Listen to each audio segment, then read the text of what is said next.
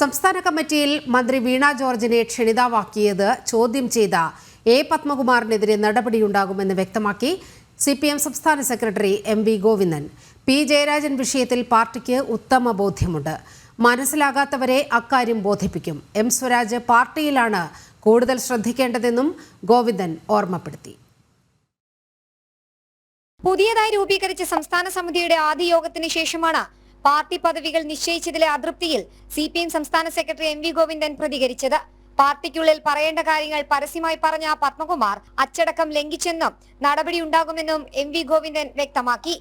പത്മകുമാറിനെ പോലെയുള്ള നേതാക്കൾക്ക് മനസ്സിലാകാത്തത് എന്തെന്നുള്ള ചോദ്യത്തിന് അത് പാർട്ടി ബോധ്യപ്പെടുത്തുമെന്നും മറുപടി.